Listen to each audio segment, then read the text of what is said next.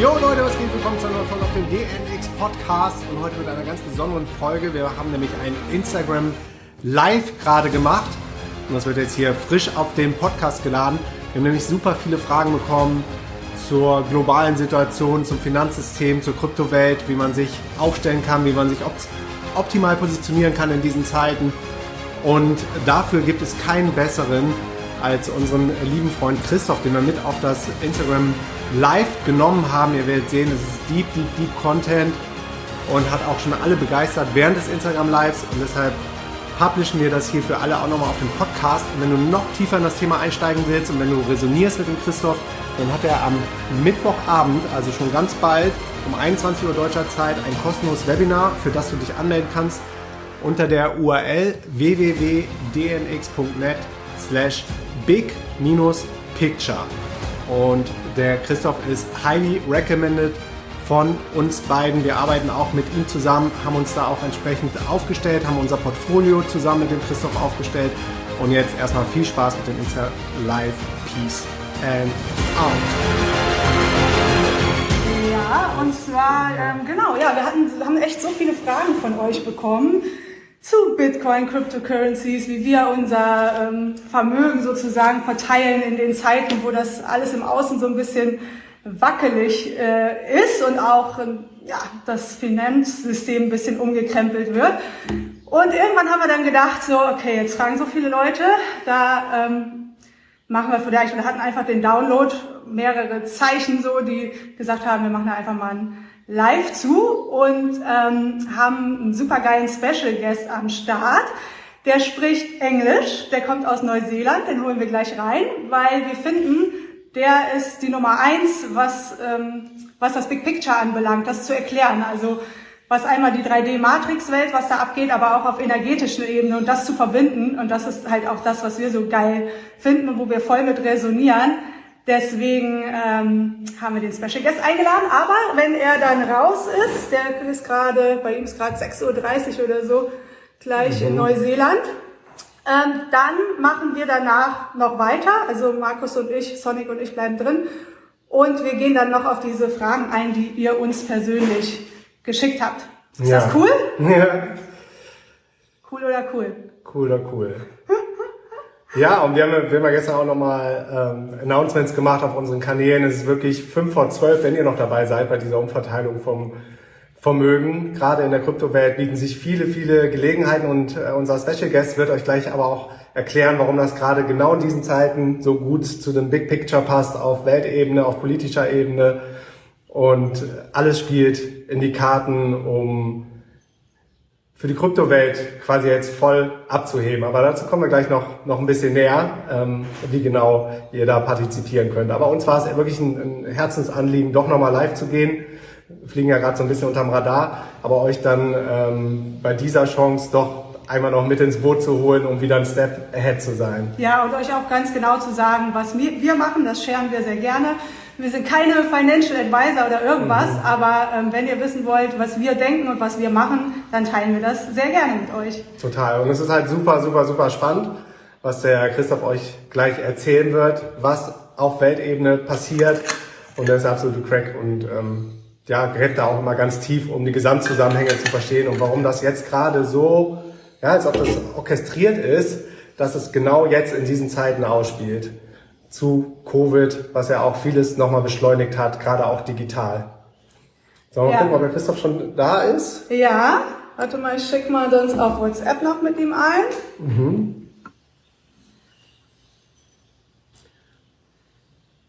New Earth Architect, da ist er. Okay, jetzt haben wir ihm eine Anfrage geschickt. Christof! Hey! Hello, everyone. I actually made it all work, looks like. It's my debut on Instagram Live. So thank you, everyone, for coming in and joining us. Thank you for your time. Thank you for your time. What time is it in New Zealand actually now? 6:26 a.m. on the... and you're already in the next day, right? You're on Tuesday. We're always ahead of the game in New Zealand. I always feel a little bit, when I get up early and do and get things done, I'm usually a day ahead of everyone. Feels very nice. Cool. Amazing. Cool. Yeah, And so hello to all your beautiful followers. It's such a pleasure and privilege to be here with you. Thank you for giving us your most precious time. And that is your precious gift, and that's your time resources. And I have such an affinity with you all because for many years I was a digital nomad myself. And, you know, for many years I was traveling.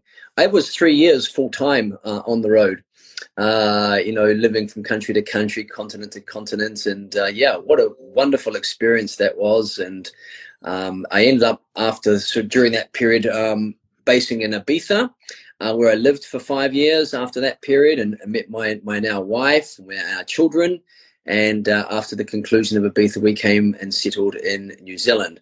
But the time period of being a digital nomad, surfing the currents of flow, was just so wonderful. And I had 2 rounds of backpacking. The first one when I just left college. I'm 47 now, so it was some time ago, but before the internet. And so before the internet, you know, you had to basically save up your money and then basically just spend what you had, go to the cheap places, and then work at the places where you got paid more and take off again. And then, you know, when I was a bit older, I think it was in my 30s, and I was in education. I worked out how to put it together online and how you can be kind of, you know, living quite a free lifestyle by, you know, working your database and finding your target audience, and then, you know, influencing that target audience, and your target audience just kept growing everywhere you went. You just, you know, keep getting your message out there and you keep growing it. And then all of a sudden, you know, you were free. And that was the freedom pass right there. So thank you to all of you who are living that lifestyle or attempting to move into it. And we hope today that we can give you some additional strategies to put a little bit of fuel in your adventure fire. All right. Amazing. So yeah, we already told our community that there's only one person on this planet who can explain this bigger picture and how it plays out into the different systems, especially the financial system. So yeah, maybe you just get to go and tell our audience and our beloved DNX community what's playing out, especially in 2020, beginning in March on the global level. Yeah, beautiful. And, you know, I don't know if they're able to ask questions. Maybe you guys can check in with some questions that come through as we go. But what I want to do is to give you kind of all the bigger picture as to what's happening and how the coronavirus feeds into this agenda going on, and what you can do in your finances to not only protect yourself, but actually just end up on a turbo rocket into, you know, Freedom Town, as we call it in the traveling world. So you're all obviously aware that well, you might not be, but basically the central banks are a privately owned bank by a few families that basically run everything in the world. There's 13 of these families, and they, you know, cover pretty much every major industry. And they also have set up most of the centralized kind of global leadership think tanks: World Economic Forum, the Federal Reserve Bank, the, you know, World Health Organization. And at the moment, you've got these 3 kind of buckets of the central banks, the World Health Organization, and the World Economic Forum. And what they've done is created this kind of perfect storm of where all 3 of their kind of positions and pieces have come together and to create their agenda, because they recognize that their existing system of fiat money and the existing fiat money system of money printing and the central bank allocation of that money is coming to its last legs. The debt-based system is almost a dead horse they're attempting to flog right now. And so they recognized that a few years ago and recognized, okay, we're probably going to need to change over the system. And part of this was the seeding of what Bitcoin brought. And Bitcoin brought which is independent outside of these large organizations, a alternative money system outside of their kind of control. And of course that freaks them out somewhat. But nonetheless, the cat was out of the bag with a decentralized cryptocurrency. And Bitcoin is very, very different to what they're going to be bringing through. And what it does is it provides a alternative asset class outside of the cash and fiat money. Previously to that, we had gold and silver. I think I've got some silver somewhere. And, you know, what we would have to do is that we would kind of, you know, have to collect these kind of coins and gold coins to protect our kind of finances outside of the system, outside of banks. Okay, but with Bitcoin and the other host of these new assets, which I'll explain in a minute, I'm just giving you the backstory. It gave people a modern day alternative to having money outside of the system. And what our bet is, and what it's an asymmetrical bet, which means you put a little bit of money in to get a lot of money on the other side, is that people will start waking up to these control systems and start to flock into decentralized, pure decentralized cryptocurrencies and assets, which are going to drive this new quantum financial world. Now, at the same time as this incredible ecosystem is being built of decentralized projects, we also have centralized projects birthing through central bank digital currencies. And these are currencies coming from each of the sovereign states. Now, what I feel the agenda is going to be, and please recognize that my main positioning piece of how I turn up in the world is in the aspect of consciousness, spirituality, personal evolution. So I started getting into the financial piece because I could see what was happening. So I like to come at things from a more of a bigger picture of what's happening to our species, because at the same time, what's happening is that enormous amounts of light is coming into the planet from space, plasma frequency. And in fact, when we reach the solstice this year, and I encourage all of you to, get together with friends and to meditate and to enter into transmission, you can, just follow me on my website. You can I'll send an email out before with an energy transmission. The most amount of light in 10,000 years is about to come as a wave into the planet just before the solstice on the 20th of December. Now, with light and consciousness, what it does is it expands people's perception, right? Suddenly you're not looking at life through a straw like many people were who were asleep in the Matrix. And I know that the movie The Matrix probably resonates with a lot of you because it was one of the first kind of key openers for, oh shit, this is actually how it really is. But what this amount of light is doing is going to open up people's perceptions for those that don't yet see. So the inevitability is more people are going to see more clearly what's really happening. So if you've researched COVID-19, you're probably aware that there were some pre-setups to all of this, including Event 201, which was a little bit of pre-planning, scenario planning as to what might happen. You've got kind of Bill Gates, who is, suddenly moved from IT and technology into vaccinations and is able to sort of, get his vaccination products into the hands of billions of people by engineering a crisis. And in that engineering of a crisis, it solves a number of problems and from the position of the, global elite. What it does is it gives them a reason to begin to shut down the economy. Now, why would they want to do that?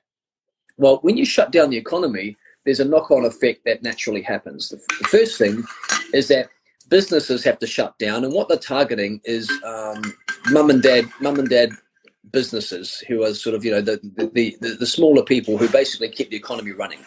Restaurants, cafes, all of those things have had to sort of come into still point or close. Now we're going to go through three waves, and here's the first. The first wave is going to be consumer defaults.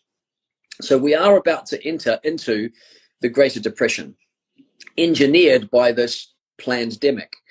And the Greater Depression will start with global defaults of mortgages. So mum and dad businesses who are employing people, those businesses shut down, people can't pay their mortgages. That expands out, and suddenly people can't pay their mortgages. Banks don't collect their money for the mortgages. That puts pressure on the banks. The banks start collapsing. So this time, the central banks will not bail out the banks. Okay, last time in 2007, they bailed out the bank with taxpayers' money, our money.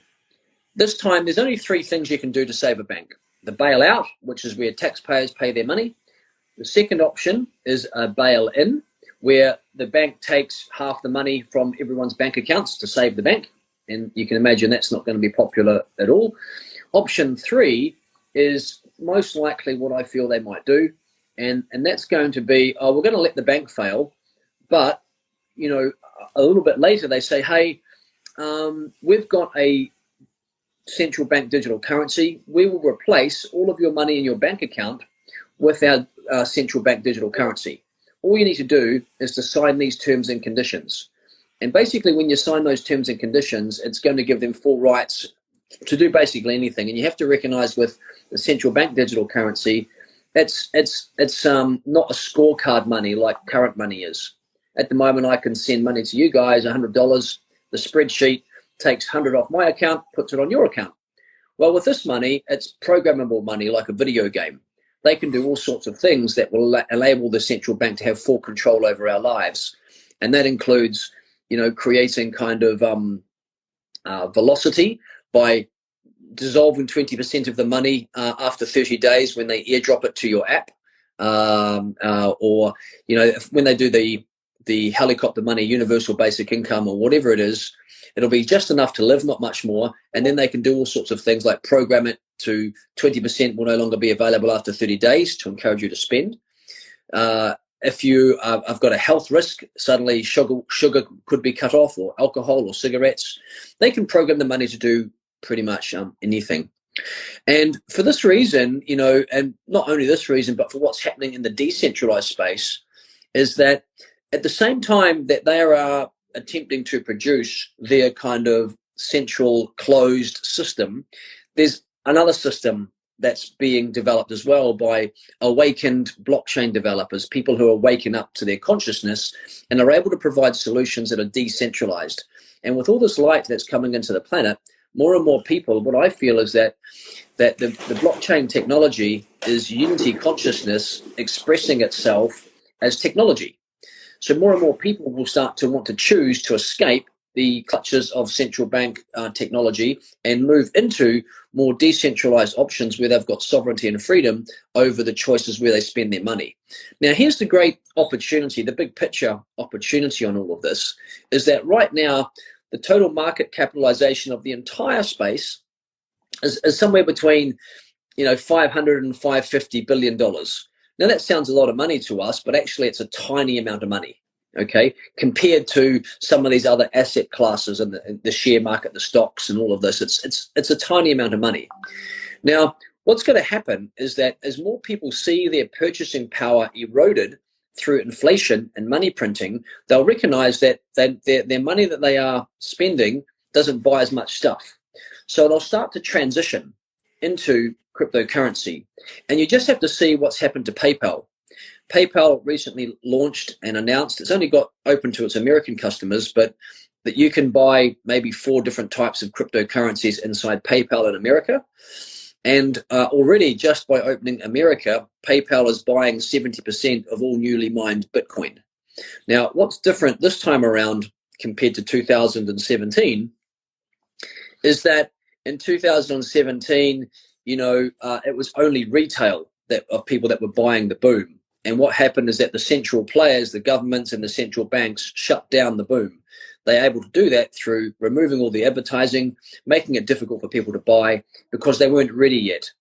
And many of the institutions who have got a lot of clients and with money, they couldn't get into the system before because they had no on-ramps for their wealthy clients to buy crypto assets.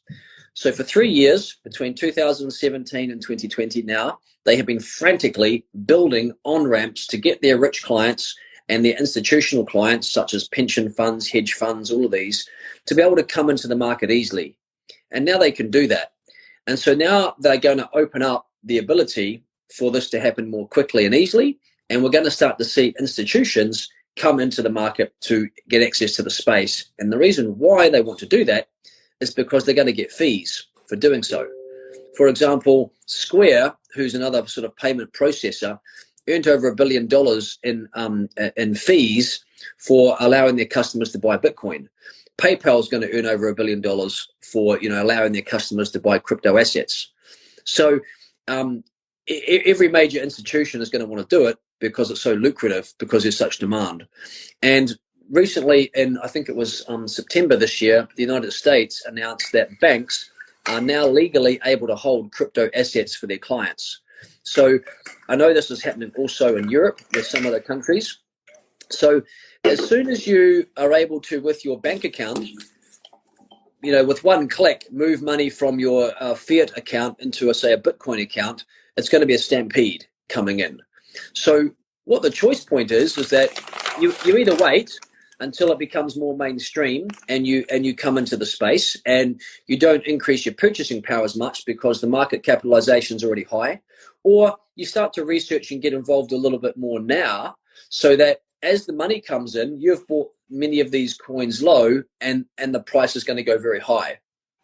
So the great opportunity, and what I call it the great wealth transfer, is that we're going to see the biggest wealth transfer in human history, bigger even than what happened in the Great Depression, which was the last time that the most amount of millionaires got minted. The reason being is that we are collapsing one economic system and we're starting a new one. And this new one is not set in stone yet. And so what's pretty exciting is that we can get involved and be contributing to this new decentralized space that's going to sort of form probably how we live for the next few hundred years. And we can get into things right now and create generational wealth for ourselves and our families by positioning into the right projects at the right time. So as all that money from the old system, from the stock market, which the inflation has been setting high records for, basically when the government's printed money, it doesn't make it to the average person on the street. It's made it to their wealthy kind of cronies who sit close to the action. And they've been investing it all into the stock market. And the stock market's gone very high. They want to have an exit now from the high stock market into another asset class. And that other asset class will be in part cryptocurrencies. And as this economic lockdown and stuff continues to reverberate, more businesses will collapse. We'll go into corporate debt and corporations will start collapsing. So we'll have mortgages and corporations collapsing.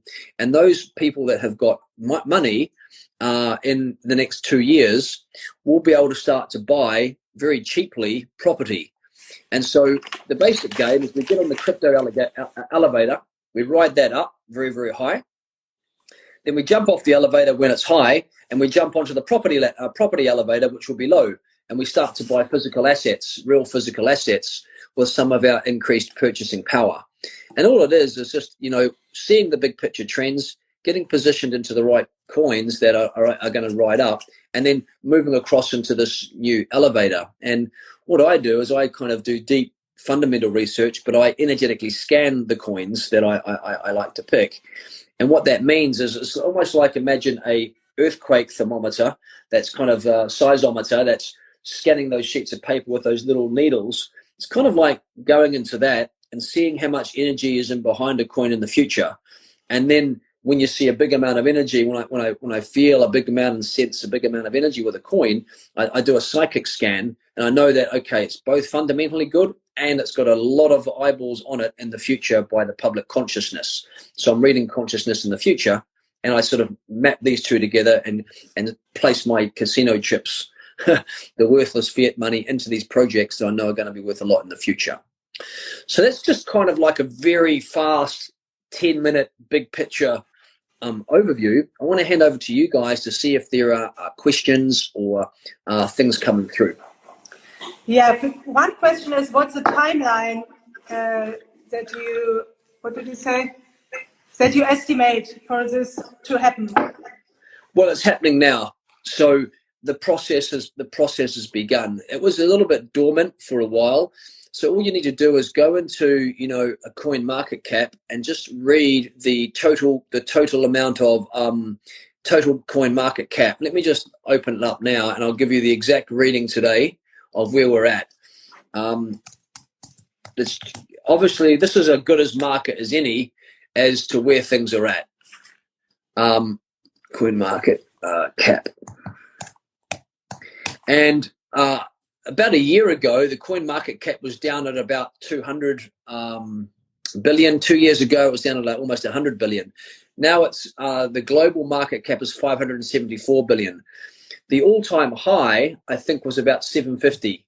So we're getting back up to where it was in 2017. But what I'm suggesting is that in about 4 years, the total market cap is most likely going to be somewhere between, in 4 to 5 years, between $7 and $10 trillion.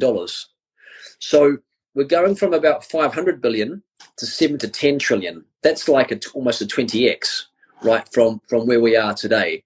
So, when you're looking at that macro picture and saying, hey, this is where the energy is going, this is where the funds are going in these next years, all we need to do is get positioned in the right projects, and we're going to just need to let time to do the heavy lifting. Now, one thing that's a little bit exciting for you guys as perpetual travelers is what you can do is that you can be earning income from some of these assets called staking. And if you're able to get into the right projects, you're able to sort of buy these projects low price, and then they're going to go a lot higher. There's one of the coins I have in the portfolio I call the data coin, and that basically is going to be responsible for moving data around the world, because data is a new oil. Now, if you can stake, a certain number of these coins, you can be getting a token that's the fuel that drives their network as a reward. And if you can meet the minimum staking requirements, and different coins have different staking requirements, this one I'm talking about is around 10,000. You can receive around about maybe 400 to 500 of their tokens, of their fuel tokens that drive the network. Now, right now, that is not worth a lot of money, but in the future, it's probably going to be 20 to 50x, and you may be able to get, somewhere between $400, $500 a month in staking rewards, income. Now, why that's useful for you guys is that one of the things you want to drive is passive income. So you can be kind of setting things up whereby if you've got somewhere you trust, like your parents, you can set up a computer there, have it running all the time, and have the staking nodes be able to earn income. So I feel for the digital nomad space, this is a completely exciting time, because you've got like more opportunity than ever to live a completely free life, to be able to get out and around and doing these things if you're paying attention to what's going on. And this is why you may want to start to research this area. Amazing. Another question? Yeah, I have one first. Would you say to put everything in cryptocurrencies like Bitcoins and other coins, or would you divide it between different assets like gold and silver and stuff to get a big picture on that? Yeah. Okay. Well, I don't really want to give personal investing advice. I'm not an investment advisor. And also, every single person has a different kind of stage of their life. So, I'm assuming your audience are people who are interested in the perpetual travel, digital nomad lifestyle. You're probably young, right? So if you're young, for example, you've still got a lot of years of earning potential ahead of you. If you're nearing retirement, I might not consider putting as much into it, because it is a risky asset class. It can go up 30% in a day, and it can also go down 30% in a day. You have to have a longer term sort of view, to money that you don't need to spend for 2 to 3 years. But if you've got money you don't need to spend for 2 to 3 years, right? If I was young, I would probably go a little bit weighty into it. Like I consider myself young. I'm 47, so I've still got like many years of earning potential ahead. So for me, I kind of overweighted my crypto proportion, because I was pretty confident that this space was going to be big. So, I put probably more than what I would suggest necessary others to put in. I'm probably up at around 50, 60%. I sort of recommend 30% crypto, 30% gold and silver. But for you guys, gold and silver, it's not really that practical, because you're on the move all the time, right? So digital assets are probably a smarter play for those of you that are in that kind of digital space. And then I would be then siphoning that off into property down the line. But, I guess if I was to give a recommendation, you can, if you're diversified within crypto space, being young, being on the move, you could probably put 50% of money, that you've got saved into the space, and be, comfortable and confident that it's going to grow over time, as long as you're not needing the money within 6 months, because it can go, here's where it's going in 3 years, like massively up in 2-3 years, but to get there it goes up and down like that. So if you're sort of need money short term, it can freak you out a little bit when suddenly you see things drop 20%, but it's completely normal in this space because the market cap is so low. So I hope that answers the question in a little bit roundabout, depending upon your risk profile, how much you can handle risk, how old you are. If you're a little bit younger, you've got more earning potential as you're older, so you can pull it back. And it's one of these asymmetrical bets, right? You can kind of place it in there, and the bet is that, okay, Bitcoin and these other crypto assets are going to be adopted by the mainstream, and then if you are, you may be able to, depending on how much you've got in the beginning, it may put you in just it will put you in an accelerated timeline, and that means you will jump ahead 10 to 20 years in your financial flow. So it's like a little shortcut, a sort of wealth hack, so to speak. And I know that you guys are into hacks. Yeah, totally. Totally. Thank you for this, Christof. Can you maybe say a little bit more about like the big USP of cryptocurrencies, like a limited supply and the stock-to-flow model? Yeah, sure. So one of the big advantages is that you know what you're dealing with. It's the world's first hard currency. And when we're talking about Bitcoin, for example, there are other projects that have other roles which are going to be important in the growing ecosystem. But let's stick with Bitcoin for now. Is that Bitcoin's the world's first hard currency. And what do we mean by that? Well, for example, gold, while it's silver, while it's hard to touch, isn't hard currency because we don't actually know how much is in the world, right? There could be a mine they find tomorrow that suddenly doubles the gold supply in the world. It's all kind of relative because we don't really know how much is in the ground really. But with Bitcoin, there's only 21 million of them.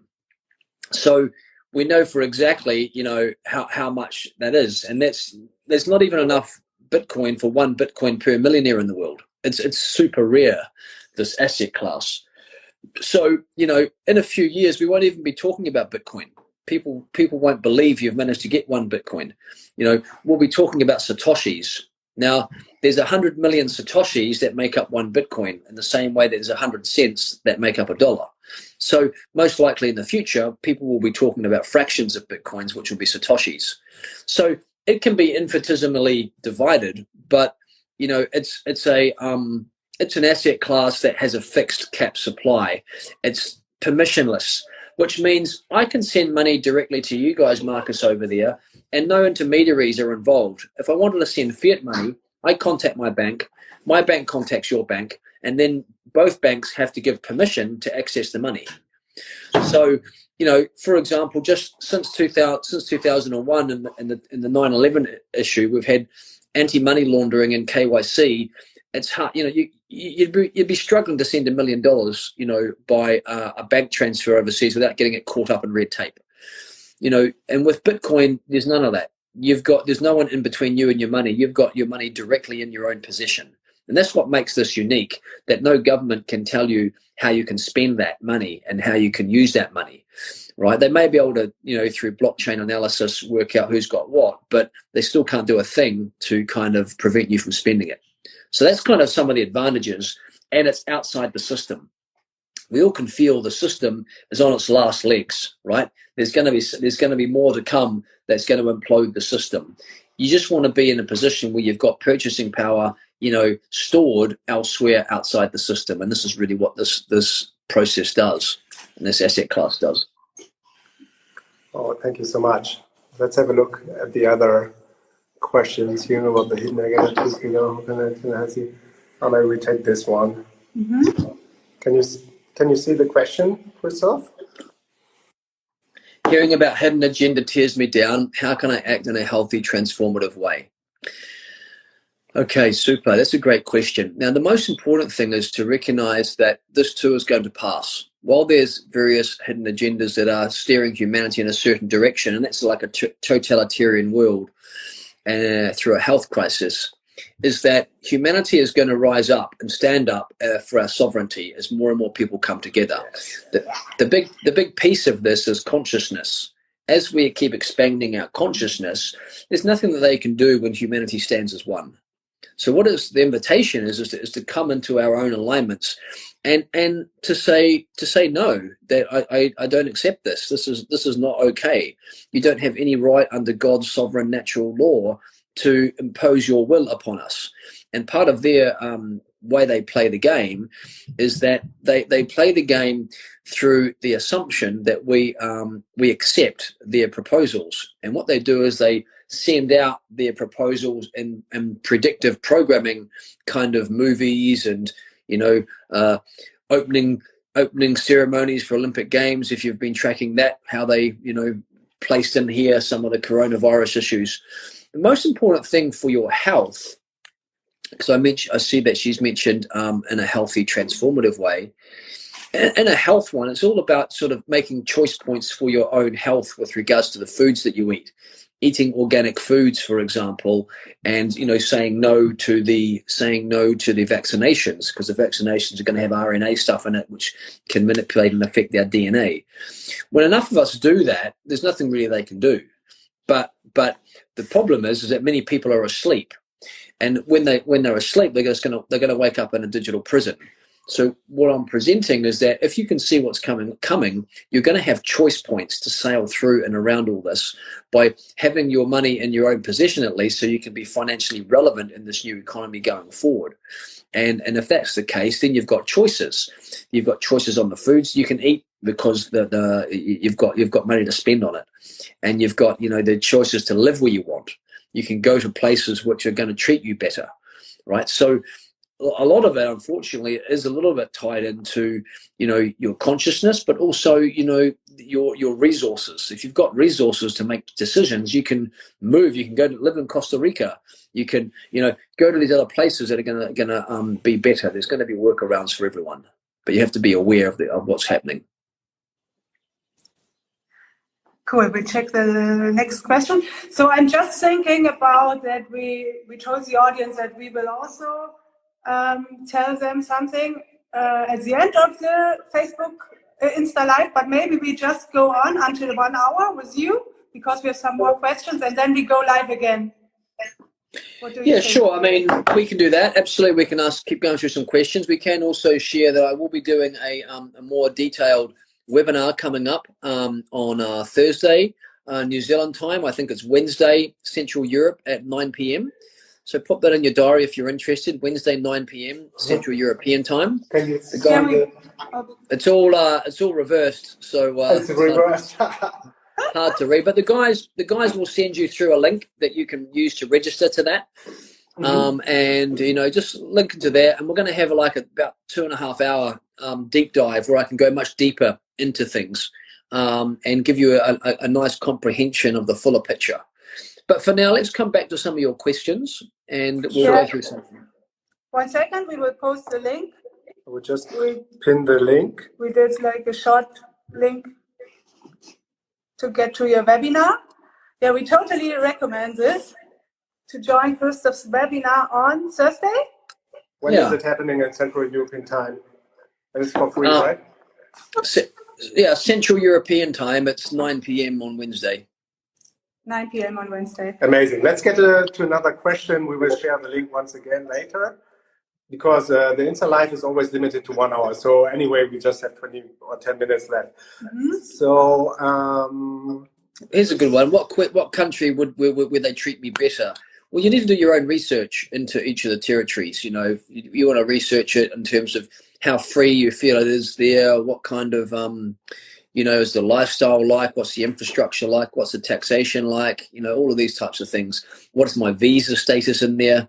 I think it's just useful to start doing your research on these areas. I know that for travelers, places like Thailand and Costa Rica and, these types of places are popular because, Costa Rica is not so cheap to live, but Thailand's definitely cheap to live. You can live like a king in Thailand. And if you start, working on the digital asset space, you can live anywhere you want, really. It's just a matter of your preferences, where your preferences to live. Amazing. Let's get another one. This is a very popular This is a very popular question I get since 5 years or 6 years. I'm in the crypto space since 2014 and doing podcasts about Bitcoin and the other assets. Oh, awesome. And people always ask, is it too late? Is it too late? Is it still possible to start, in your opinion? And what is the best way? This is the question. Oh, that's a great question. Well, the best time to start was probably a couple of years ago, but the second best time to start is now, right? So if you come into this awareness, just remember that even though you see these charts going up, it's still very young, this asset class, right? What we're talking about is just imagine where it's going to be in 20 years' time, right? So in 10 years' time, and even 2 years' time, right? So just don't get put off by where things are at and think you've missed a boat. You haven't, right? The market cap is, what is it, $574 billion. What we're saying is it's going to go to 7 to 10 trillion. So to get to 5 trillion, it has to 10x, right? So to get to 10 trillion, it has to 20x. And then within that, there are some projects that are going to 50x, maybe even 100x, some of these projects. You put $1,000 in, and a project that 50x is $50,000. It's, quite game changing, right? When you're talking about leverage, so the best way to get started is you have to open up an account, and probably the easiest way to do it is with a centralized exchange. Right now, you have to go through KYC, know your customer. The hardest part of the whole thing is buying Bitcoin, right? Once you've got Bitcoin, you can buy any other cryptocurrency easily, decentralized through other exchanges, but you have to get Bitcoin. That's the tricky bit. And, if you're a perpetual traveler, it can be a little bit tricky if you don't have a registered postal address. But the key to it is find somewhere where you can buy Bitcoin, centralized exchange. I believe some of the popular ones are Coinbase, or in Europe, I like Bitstamp. I think, do you guys have that in Germany?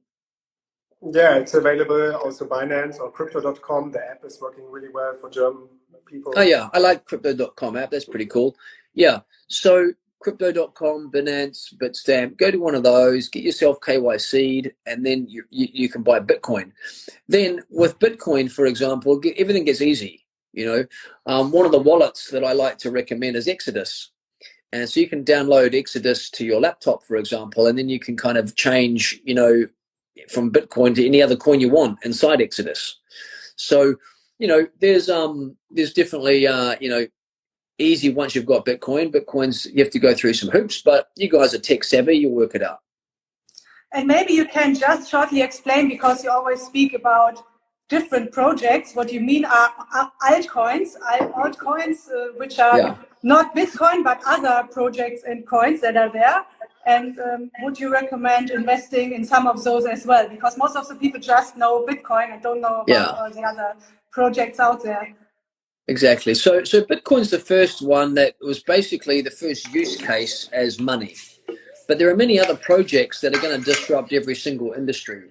And the reason why it's going to disrupt every single industry in the world is going to disrupt banking, it's going to disrupt finance, it's going to disrupt legal accounting, it's going to disrupt healthcare, it's going to disrupt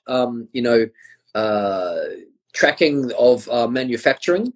Every single industry is going to get disrupted because it's more efficient and effective and faster and cheaper. So whenever there's an upgrade in technology that makes things cheaper, more efficient and faster, industries get disrupted. And so what's happening now is that very clever people who are programmers and blockchain developers are taking a look at use cases across every single industry and developing protocols, platforms, and apps to make life easier, faster, more convenient for people and cheaper.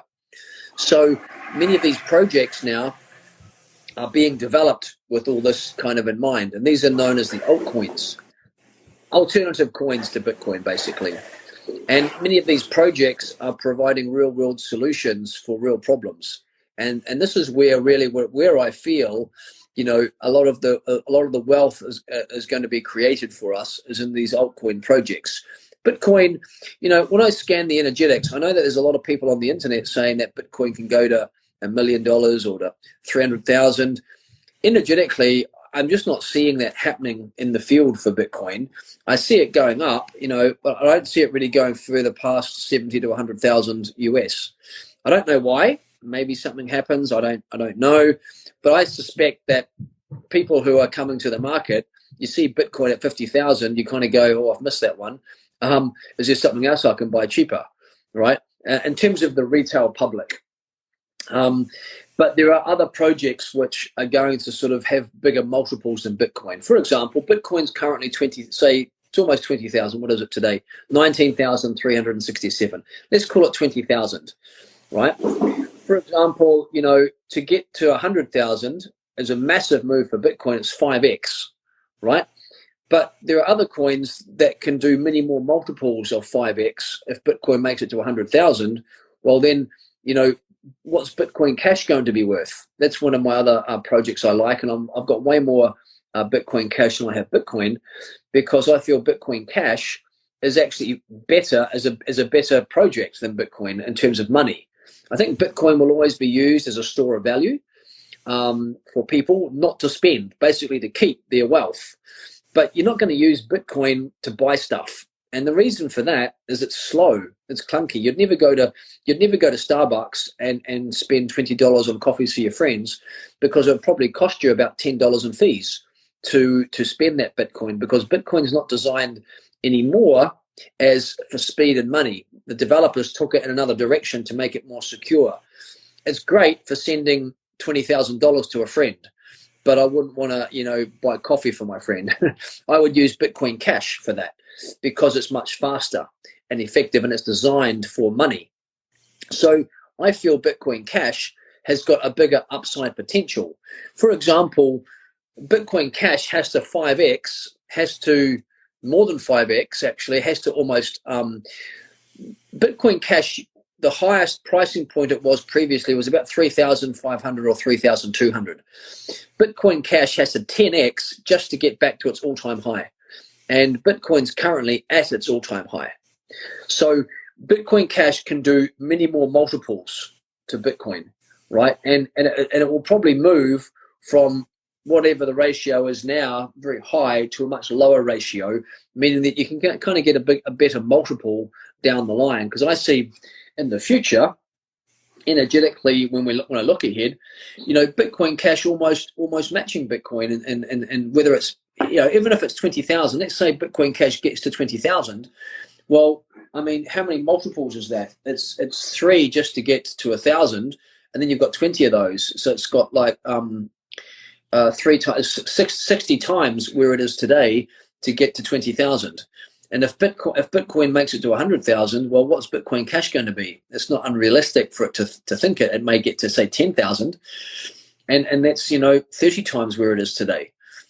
So this is why what we say in some of the altcoins, there's these big multiples that can be coming, that if we can create a well-balanced portfolio against some of these ideas that are going to be, what I'm doing is I'm scanning the energetics, I'm seeing what's relevant and actually used and are popular in the future. And we just have to position ourselves into those projects, and we just allow time to do the heavy lifting for us to get those expanded into a much bigger state. If we can be patient and we can wait a couple of years, and even next year, we may take some money off the table on some projects. We'll scale in, we'll scale out, and then we can start to buy real world stuff. So I hope that answers that question. Yeah, totally. Thank you so much. And this is all the stuff you will go deeper into in your webinar, which is like happening on Wednesday evening, 9 p.m. Central European Time, where I just shared the link for. We'll later on also share the link again. We're going to go into some big picture stuff, and we're going to go into a lot more detail because I've got time. I send people a pre-training. Watch the pre-training. It's about an hour. Goes into the old system. I'll talk about the new system with more details. Got a few slides. I'll talk about the use cases. I'll talk about the types of things we're going to see in the future, and how we can kind of take advantage of that. Amazing. It's a pretty exciting time for us. We're all young, right? And so, we've got like many, many years of life ahead, but, our life can change, exponentially from here, from this opportunity that's in front of us, and into a life that we potentially scarcely don't recognize in 3 years' time. So it's a pretty exciting space, because last time I saw something like this happen was a dot-com boom in the mid-1990s. And through to about 1999 when the first round collapsed, and then it kind of went up again. I was just coming out of university then, so I wasn't really on the radar for, chasing money. I was chasing girls probably. So I had a different kind of focus. So I completely missed all that, new asset class. And this sort of, when a new asset class comes, it's kind of once in a generation thing, right? And so now we have this new, cryptography and blockchain and distributed ledger technology, which is transforming completely the entire world. What's exciting about this technology is that it can make governments irrelevant, right? Because right now governments, I feel, have overreached their mandate. They're in everything. They don't need to be in everything. They don't kind of like control them too much. And this is part of what I'll go into in the webinar, that the energy of this eon of time we are in is no longer the patriarchy. We're no longer in the masculine consciousness, which was about hierarchy and control. We're now in an era of time of consciousness known as the twin ray, which is the fusion of masculine and feminine consciousness working together. Everything is born from energy, and whatever the energetic templates are, so creates physical reality. So there can be no longer any space for centralized hierarchical control, because the energy, frequency, and consciousness no longer supports it. So we're going to start to see the government dissolving and coming back and starting to maybe utilize some of this technology and have much less people involved, because they're all corrupt, a lot of them, and having artificial intelligence and algorithms start to run and assign things based upon the will of the people. So that actually the will of the people can be heard. So we're going to start to see, I feel, this decade, this government attempting to use the technology to control us more. But what I see happening is humanity choosing more decentralized, solutions, so that the government's overreach pulls back. They don't have as much control, and we have more of us with our consciousness and holdings of tokens driving society in a way that's more liberating and free. That's what's coming in this next 10 to 15 years, this battle between kind of centralized control and decentralized, infrastructure. And I see the decentralized infrastructure winning out as consciousness of individual humans keeps expanding, where people make choices based around what's best for themselves, their families, and everyone around them. So it's an incredibly exciting time. We are literally in the final movie of the Star Wars franchise, when the great empire is attempting to come, and we have the Jedi Force awakening, and everyone coming to the final battle, which I think is going to be fun. Amazing. We highly recommend you watch Christof's long video, where he goes more in detail into all of this again. We know or watched it already, so we highly recommend. It's the number one guy we recommend to go to now, because he combines everything, also like the spiritual and energy aspects together with like what's happening in the world, and that's exactly what we love. But yes, someone just said the Instagram live can go over an hour, so we would say goodbye to Christof and keep some more 10-15 minutes with our community inside here. Okay, cool. Yeah. Awesome. Hey, well, Thank you so much, Christof. We appreciate it. It was great to spend time with you guys face to face and connect with your group and audience. I so hope and trust that everyone's enjoying their time with you guys. Great wisdom keepers for the community of people who are in a very, very precious time of life, traveling the world and looking to be digital nomads. Very exciting. Okay, I'll sign off. I hope to see you Wednesday night live, and I'll catch you all later. Yeah. 9 p.m. It's live. Yeah, it's going to be live. I'll be there live. You'll be able to ask me questions. We'll get into it. All right. All my love. Amazing. Okay. Take care, guys. Thank you so much. You guys stay. Bye. Bye. Yeah. Bye. Muss der Christof selber was? Ja. Nee, jetzt ist er weg. Jetzt ist er weg. Oh Leute, platzt euch der Schädel, oder konntet ihr noch folgen? Ja, da gibt es so viel zu sagen, das ist auch wirklich gar nicht so einfach, das in so kurze Zeit zu packen. Absolut, zumal der Christof ja schon so lange in dem Feld ist und so viel Recherche macht und so geil diese ganzen Dots connected, was energetisch ausspielt, was auf 4D-Level passiert, auf 5D-Level und auf 3D-Level. Und deshalb waren wir wirklich super happy, dass er zugesagt hat und hat gesagt, ich komme in das Insta Live mit euch, ich helfe der Community. Und das war auch der Grund, warum wir gesagt haben, wir gehen wieder live und haben nochmal alle Kanäle aktiviert, weil wie ihr mitbekommen habt, ist es wirklich eine Chance of your lifetime. Und wir können nur wirklich von Herzen empfehlen, in sein Live-Webinar zu gehen. Das ist kostenlos am Mittwochabend um 9 Uhr. Der Link ist hier gepinnt. Das ist www.dnx.net/big-picture. Und da macht er, glaube ich, 2-3 Stunden oder so. Und aber genau, wir fragen euch nochmal, was wir persönlich nämlich jetzt genau machen. Weil du immer das Bild. Also die Frage Nummer 1, wie wir sind spiegelverkehrt. Kann man das trotzdem zeigen? Gucken wir mal. Die Frage Nummer 1, die wir halt auch dauernd täglich bekommen, ist es zu spät in Bitcoin einzusteigen oder in Altcoins? Und dazu wollen wir euch gerade mal hier einen Chart zeigen. Jetzt ist das angeblich spiegelverkehrt, aber vielleicht könnt ihr das ja trotzdem sehen. Also bei 4.000 Euro sagt er, nee, will ich nicht.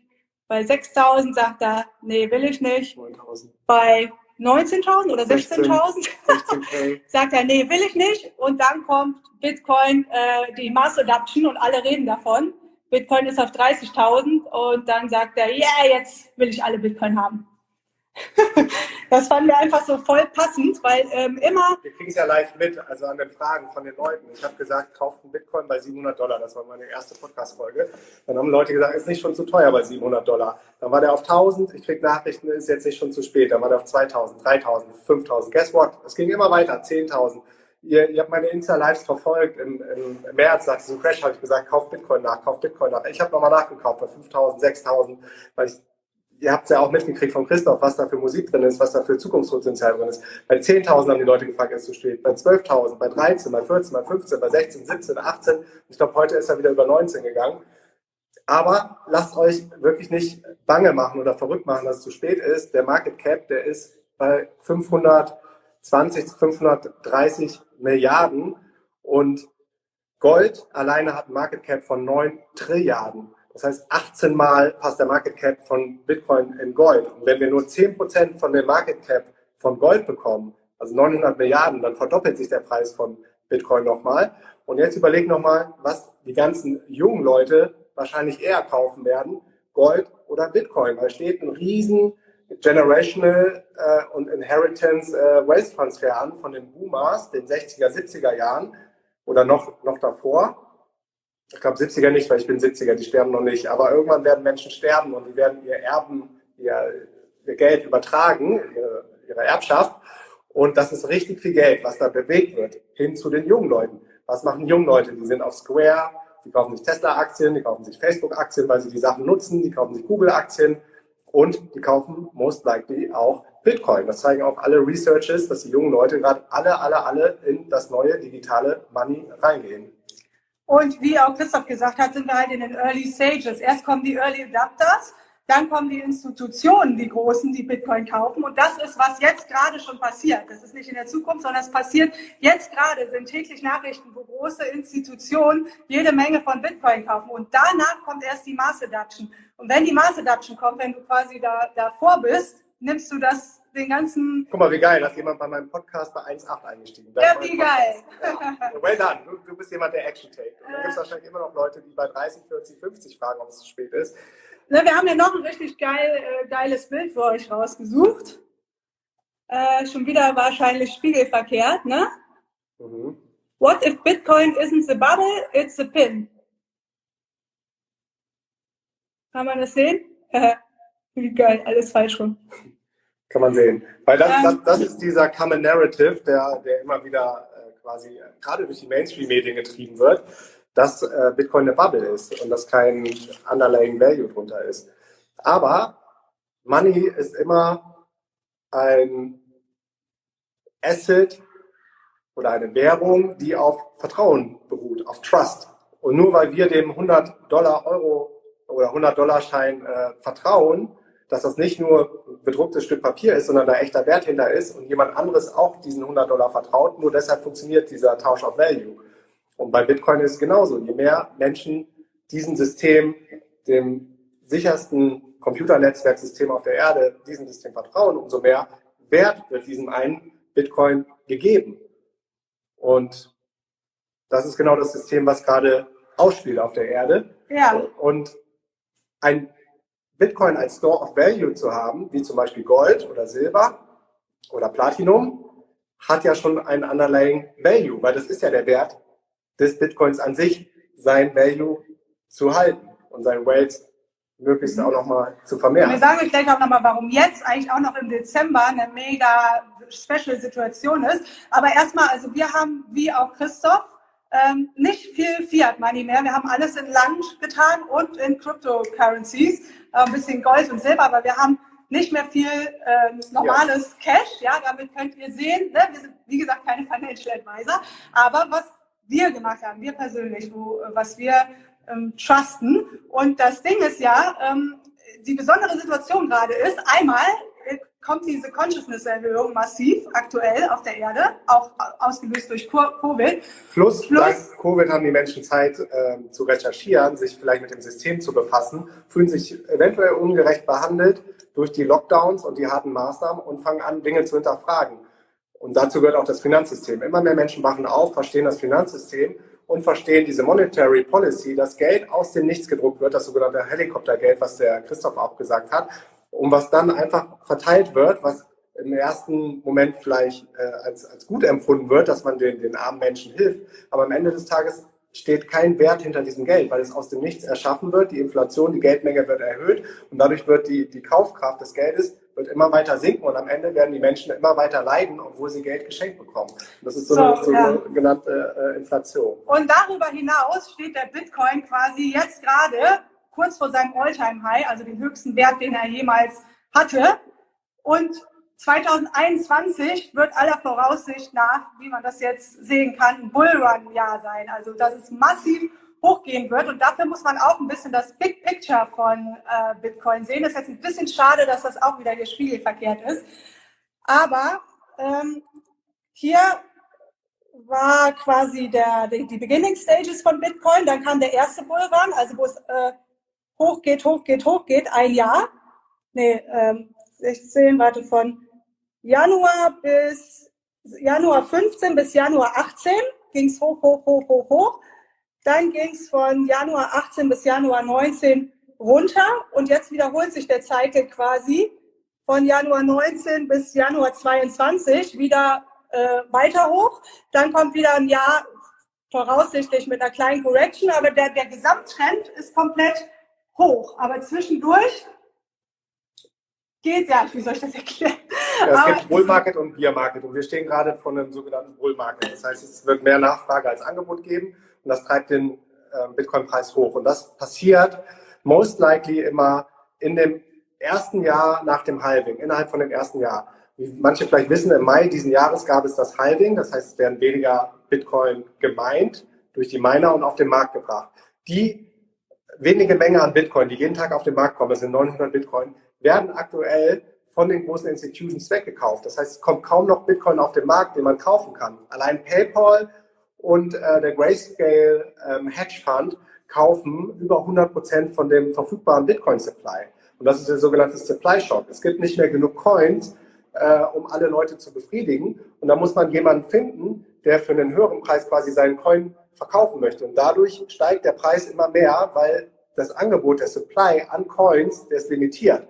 Und es werden niemals mehr als 21 Millionen Bitcoin erschaffen werden. Und darum ist Bitcoin auch so eine starke Währung, weil es nicht inflated werden kann. Und jeder Mensch, das ist ein programmiertes Geldsystem, Währungssystem, jeder Mensch weiß genau, wann werden die nächsten Bitcoin gemeint, wie viele werden noch in der Geschichte von Bitcoin gemeint.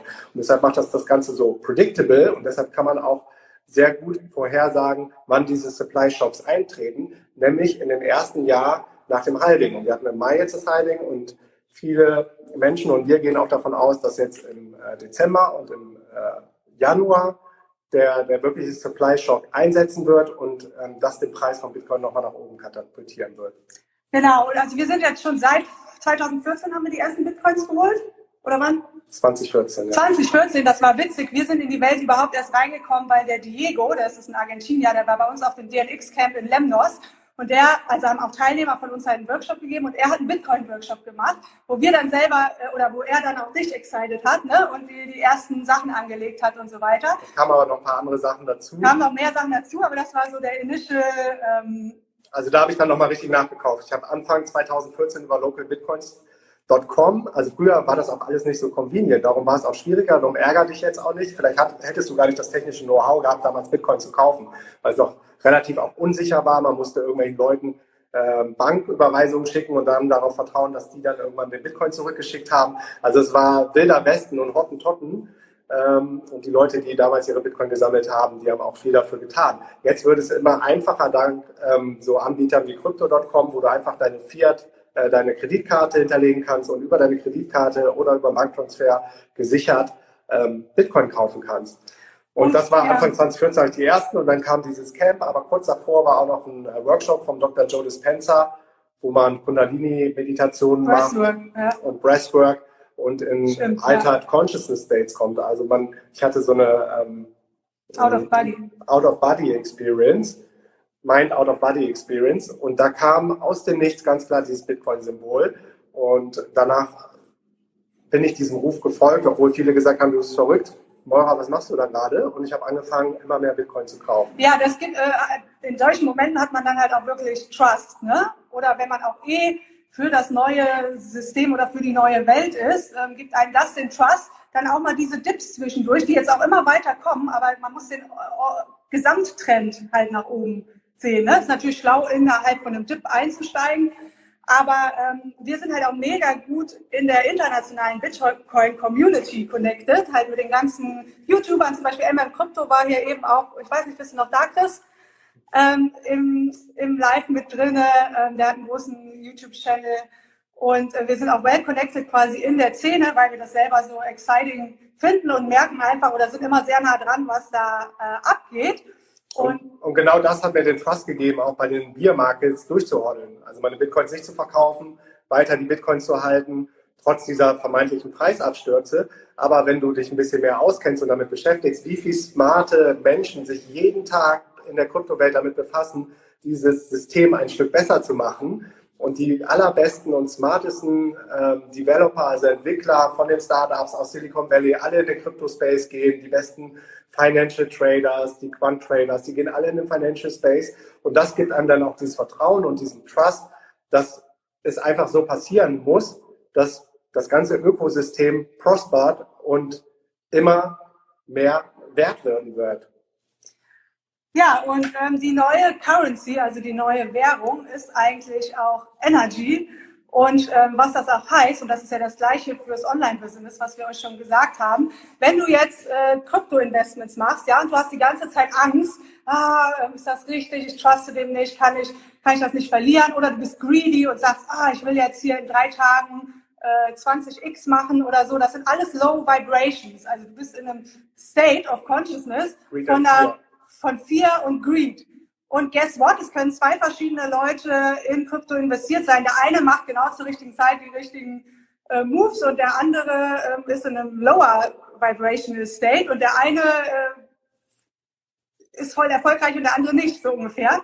Also der Kryptomarkt an sich, aber du kannst ja trotzdem Fehler machen beim Einsteigen oder rausgehen oder was weiß ich, deine Kryptos irgendwo hin überweisen, wo die verschwinden, irgendwelche Fehler machen. Also wir sind immer in vollen Excitement, wenn wir uns damit beschäftigen und wenn wir das uns anschauen oder neue Coins kaufen und so weiter. Und das führt natürlich wahrscheinlich auch dazu, dass wir die richtigen Choices machen und das Geld sich einfach vermehrt. Als wenn man halt das ist glaube ich das Schlimmste, emotional, muss man da sehr stabil sein, wenn dann halt so ein Dip gibt, dass du keine Angst kriegst, dass du Trust in diese neue Currency hast. Dass du kein Panic-Selling machst, weil was oft passiert vor diesen Dips ist gesteuerte, schlechte, negative Presse über die Mainstream-Medien, dass sie sagen, China will Bitcoin, Schatten, Russland. Es gab schon jedes Narrativ. Die USA möchte es erst erschweren, Bitcoin-Transaktionen zu machen. Also Bitcoin ist eine Bubble, das sagen die ganzen Mainstream-Medien, da war Bitcoin bei $200, bei $400, bei $500, bei $600, da gibt es so einen lustigen Charts, wann alle Bitcoin schon totgeschrieben haben. Und da muss man dann einfach ein ein starkes Mindset haben, habe ich ja hier auf Insta für euch dann auch geteilt, als jetzt dieser 10%-Dip, das waren gerade mal 10%, 2.000, 3.000 Dollar, die runtergegangen sind. Aber das veranlasst dann manche Leute dann zu Panik-Sellen und guess what, wer kauft diese Bitcoin? Genau die großen Institutions und diese Player, die eventuell den sogenannten FUD, Fear, Uncertainty and Doubt, sagt man dazu, FUD, spreaden, um deine Coins günstiger zu bekommen. Also das Dürfste, was du machen kannst, ist, deine Bitcoin wieder zu verkaufen in so einem Moment. Ja, also wir freuen uns eigentlich, wenn was runtergeht. Um die Frage zu beantworten, wir sind jetzt für den nächsten Bullrun 2021 auch in Altcoins drin, nicht nur in Bitcoins, sondern auch in anderen Coins, die der Christof eben erwähnt hat. Ich glaube, die wird er bestimmt auch in seinem Webinar nochmal genauer erklären, weil das wäre jetzt zu lang. Haben wir uns auch positioniert quasi. Und ich freue mich gerade, wenn gerade noch mal irgendwas unten ist, weil ich denke, geil, dann kann ich nachkaufen. Also wenn irgendwas gerade ins Minus geht, weil ich halt das Big Picture sehe, wie, ja, das ist ja genau mal contradictory zum Markt, wie auch bei den Aktien und so, ne? Kauf, wenn alle paniken und es im Minus ist und, ja, oder wie sagt man das? Be greedy when others are fearful. Das heißt, wenn der Markt dippt und die große Panik im Markt ist, dann sei greedy, dann kauf nach, wie jetzt im März, April der Dip oder jetzt vor 2 Tagen, 3 Tagen. Also greedy ist schon wieder eine Low Vibration, aber sagen wir mal excited. Was man dann sagen will, kauf die Dips und be fearful when others are greedy. Da gibt es immer so diese Sayings, wenn die Bild-Zeitung darüber schreibt oder dein Friseur dir erzählt, dass er Bitcoin kauft, dann ist most likely schon ein bisschen overinflated. Und das ist gerade das Gute an dem diesjährigen Bullrun. Wir sind jetzt kurz vom All-Time-High. Auf einigen Exchanges hat er heute das All-Time-High geknackt. Und es ist kein Vergleich zu diesem FOMO, was 2017 ausgebrochen ist, sondern die Leute, die gerade in den Positionen sind, die wussten, dass das kommen wird. Und das Ganze ist viel, viel organischer gewachsen. Es ist viel mehr Geld gerade im Markt, viel mehr Hedgefonds, die ihr Geld halten, die Bitcoin halten und nicht die sogenannten Retailer, die Weekends, also die dann diese Panic Sales machen und dadurch den Markt wieder zum Einstürzen bringen. Das heißt, je mehr ein Bitcoin wert ist, je größer ist der Market Cap und umso schwieriger ist es dann auch, den Markt zu manipulieren, zum Beispiel über Short Selling, was am Anfang alles passiert ist. Aber Long Term, lasst ihr immer versichert sein, geht der Markt nach oben. Ne, jetzt stell mal vor, der Bitcoin ist jetzt bei 20.000 und halt mal in deinem Mind die Vision, dass der bis 100.000 gehen kann. Dann ist jetzt, ja, zu spät im Vergleich, wenn du bei 4 gekauft hast, aber nicht, wenn du das Potential siehst, wie auch Christof eben gesagt hat, bis wo das Ganze noch gehen kann. Und auf dem Weg geht's rauf und runter. Da kannst du unten einsteigen oder oben, aber die Gesamtenergie und der Shift auf der Erde mit dem Financial Crash, das Financial System geht halt einfach in diese Richtung unserer Meinung nach nochmal hier ganz. Ja, und das ist am Ende des Tages ja einfache Mathematik. Für manche hört sich das crazy an, gerade ein Bitcoin auf 100.000. Was muss der Bitcoin da machen? Der ist jetzt ungefähr bei 20.000, der muss 5x machen. Wie hoch ist der Market Cap? 550 Milliarden. 5x davon sind dann ungefähr 2,5 Milliarden. Und Gold ist bei einem Market Cap von 9 Milliarden. Also es wäre noch nicht mal, das ist gerade mal zwischen ein Drittel und ein Viertel von dem Gold Market Cap. Plus, dass wirklich die Zeiten Bitcoin in die Karten spielen, dass immer mehr digitale Adaption stattfindet, als dass man in analoges Geld wie Gold oder Silber geht. Also das ist alles gar nicht so weit hergeholt, wenn man sich das mathematisch einfach mal durchrechnet. Ja, und was krass ist, sind die ganzen Hedgefonds, die gerade reinkommen. Guggenheim hat jetzt gestern announced, dass sie 10% von ihrem Vermögen in Bitcoin tun wollen. Ich glaube, die haben einen 5 Milliarden Hedgefonds, das heißt 500 Millionen werden allein von dem Guggenheim-Fonds reinfließen. Christof hatte PayPal erwähnt, was eine riesen Mass Adoption Floodgate quasi wieder geöffnet hat, eine Tür, um noch mehr Menschen in den Crypto-Space zu bekommen. Und am Ende des Tages bei Facebook spricht man so oft über den Netzwerkeffekt. Das heißt, je mehr Menschen diese neuen Tools und die neuen Coins und die neue Technologie nutzen, je mehr Menschen reden davon, erzählen wieder anderen Menschen und bringen die dazu, auch diese neue Technologie zu nutzen. Und dadurch gibt es dann so eine self-fulfilling prophecy, dass das Ganze dann im Mainstream ankommt und eine wirkliche Massenadaption stattgefunden hat als echte Alternative zu dem zentralisierten Federal Reserve Bank gesteuerten Geld. Das Lustige bei der Fed ist ja auch noch, die nennen sich Federal Reserve Bank. Die sind nicht federal, die sind privately owned von großen Firmen wie den Rothschilds, Rockefeller, Soros, da hängen viele, viele Familiendynastien drin. Also es ist eine private Gruppe, die quasi die Zentralbank von Amerika steuert. Dann haben sie keine Reserve, Also die drucken einfach nur Geld aus dem Nichts nach, wenn sie neue Geldmengen brauchen, wie jetzt zum Beispiel diese ganzen Covid-Unterstützungsprogramme. Wo soll das Geld herkommen? Das können sie mittlerweile einfach am Rechner erstellen. Und sie sind keine Bank, sie sind keine echte Bank. Und das ist so die große Misconception, die über die Mainstream-Medien gestreut wird, dass die Federal Reserve eine Zentralbank ist, die der Regierung angehört. Und das ist nicht der Fall. Und je mehr man sich mit diesem System beschäftigt, ich habe viele Freunde, die dann auch jetzt aufgrund von Covid aufgewacht sind und sich mit dem Finanzsystem beschäftigt haben, umso stärker wird dann auch dein Belief und dein Trust und dein Vertrauen in diese ganze Kryptowelt. Und du musst auch nicht mit einem kompletten Bitcoin anfangen für 20.000, sondern kauf dir doch erstmal 0,01 Bitcoin, das sind $200. Wie Christof gesagt hat, man kann auch kleinere Mengen kaufen, das sind Satoshis, und fühl dich da einfach mal rein in diesen Space, wie sich das anfühlt, deine ersten Satoshis zu holen und zu stacken und dann dein Ziel, darauf hinzuarbeiten, dann irgendwann deinen ersten Bitcoin zu besitzen. Ja, und was wir auch machen, was Christof eben auch schon erwähnt hat, ist Staking. Also du kannst mit Bitcoin auch Zinsen verdienen, dass du monatlich für die Bitcoin, die du stakest, quasi Zinsen bekommst, je nachdem, wie lange du die stakest, unterschiedliche Beträge. Das ist zum Beispiel auch was wir schon länger machen, und das ist halt mega, mega, mega geil. Ja, das ist Passive Income. Ja. Das ist halt noch mehr Passive Income eigentlich als ein Online-Business aufzuziehen, weil da muss man noch mehr Arbeit vielleicht reinstecken. Und das Geile ist ja, beim Staking kriegst du ja Zinsen, Interest. Das heißt, du kriegst dann, wenn du deine Bitcoin zum Beispiel auf crypto.com anlegst, kriegst du Zinsen in Bitcoin. Das heißt, du verdienst doppelt, solange der Markt nach oben geht. Wenn er nach unten geht, fällt natürlich der Wert von dem Bitcoin, aber du hast die Chance, quasi einmal frische Bitcoin zu bekommen aus dem Nichts als Zinsen, und dass dann noch der Wert von diesen Bitcoin steigt. Also wirklich eine Win-Win-Situation. Das Ganze ist dezentralisiert. Es gibt einen Cap-Supply. Und deshalb sind wir so große Fans davon und können jedem wirklich nur Mittwochabend, das war eigentlich der einzige Grund, weil wir den Christof auch so gut kennen. Wir wissen, wie er abliefert und wie viel Know-how er hat und wie viel Vertrauen er auch uns dann nochmal gegeben hat. Als wir gehört haben, dass er ein Webinar macht, am Mittwochabend haben wir gesagt, was können wir machen? Wir haben so gespürt, wir wollen euch nochmal Konfidenz geben, Vertrauen geben, wir wollen nochmal mit euch einchecken, weil jetzt, wie gesagt, der ganze Bullrun most likely vor der Tür steht. Wie können wir euch da am besten positionieren? Und haben dann gesagt, wir arbeiten mit dem Christof zusammen, machen hier dieses Insta Live, um dann das Webinar zu pitchen, und es ist eine absolute Herzensempfehlung. Und die URL ist www.dnx.net/bigpicture, das ist kostenlos und ist Mittwochabend um 9 Uhr deutsche Zeit. Ja. Ja, ich sehe gerade schon, ihr habt da noch 1000 Fragen. Ich meine, das war das, was wir jetzt nicht machen können. Dann müssten wir den ganzen Kurs aufsetzen, so ungefähr. Aber wir haben gesagt, also das wollen wir nicht und schaffen wir gerade nicht. Und die Nummer 1, die wir euch empfehlen können, ist Christof. Und der geht auch nochmal dann eher auf die Altcoins ein, auf Portfolioaufteilungen. Und es geht wirklich richtig tief in den 2-3 Stunden Webinar in alle Bereiche rein. Ja, den ganzen Dezember bin ich schon excited, Altcoins einzukaufen und zu machen und zu tun. Und ich finde das total spannend, habe mich da auch komplett reingefuchst. Vorher habe ich immer nur Bitcoin gekauft, wenn Sonic gesagt hat, kauf mal wieder welche. Aber jetzt gerade bin ich mega voll in der Zone, und das Witzige ist, es macht mir total Spaß. Weil dann habe ich da meinen Taschenrechner und dann gucke ich hier ein Video und da. Und denke ich so, ich könnte ja auch mal wieder Kitesurfen gehen draußen. Wir sind ja hier in Brasilien.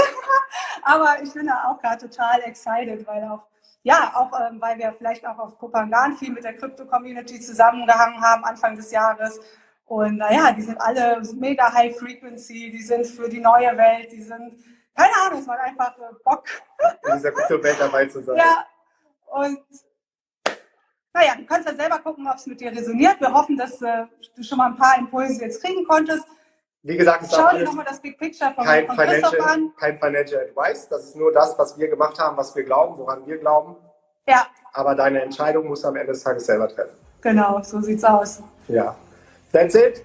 Und wir gucken mal, ob wir das hier speichern können. Lassen das nochmal auf Podcast Live gehen. Schicken euch dann in meiner Story, glaube ich, nochmal den Link zum Webinar von Christof. Und danke, dass ihr am Start wart.